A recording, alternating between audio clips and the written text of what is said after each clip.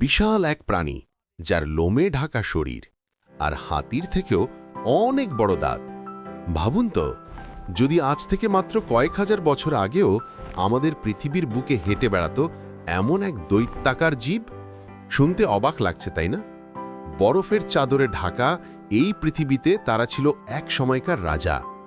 আজ তারা কেবলই ইতিহাসের অংশ, হারিয়ে যাওয়া এক অতিকায় প্রাণী ম্যামথ। তাদের সম্পর্কে এমন কিছু তথ্য আছে যা শুনলে আপনি চমকে যাবেন। কিভাবে তারা এত বড় হলো, কেনই বা হঠাৎ বিলুপ্ত হয়ে গেল, এর উত্তর পেতে দেখতে থাকুন সম্পূর্ণ ভিডিও। ম্যামথ আসলে ছিল হাতি প্রজাতির এক বিলুপ্ত সদস্য, যাদের বৈজ্ঞানিক নাম ম্যামুথাস। আজকের আফ্রিকান বা এশিয়ান হাতির সাথে তাদের বেশ মিল থাকলেও ম্যামথেরা ছিল আকারে আরও বড় এবং তাদের শরীর ছিল ঘন লোমে আবৃত, যা তাদের বরফ যুগে টিকে থাকতে সাহায্য করত।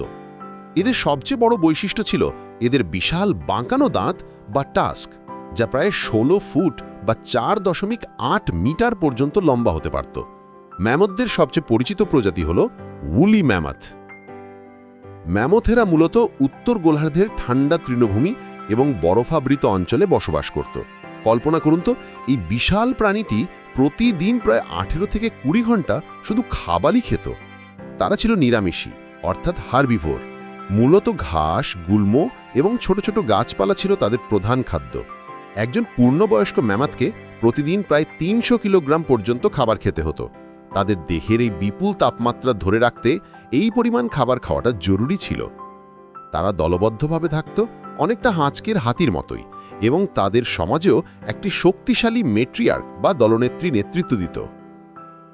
এত শক্তিশালী, এত বিশাল একটা প্রাণী, তাহলে কেন তারা পৃথিবী থেকে হারিয়ে গেল? এই প্রশ্নের উত্তর আজও পুরোপুরি নিশ্চিত নয়। তবে বৈজ্ঞানিকেরা দুটি প্রধান কারণকে বিলুপ্তির জন্য দায়ী করেন: জলবায়ু পরিবর্তন এবং মানুষের শিকার। প্রায় 10,000 বছর আগে বরফ যুগ শেষ হতে শুরু করে।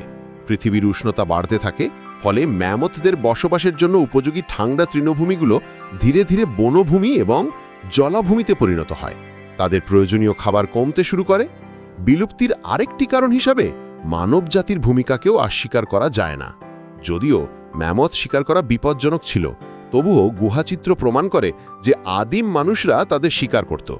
আশ্চর্যের বিষয় হল, প্রায় 4,000 বছর আগে সাইবেরিয়ার একটি ছোট্ট দ্বীপে সর্বশেষ কিছু ম্যামথ টিকেছিল, কিন্তু প্রকৃতির সাথে লড়াইয়ে শেষ পর্যন্ত তারাও আর পারল না।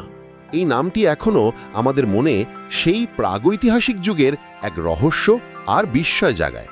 তাদের বিলুপ্তি আমাদের শেখায় প্রকৃতিতে টিকে থাকতে হলে সময়ের সাথে পরিবর্তন কতটা জরুরি।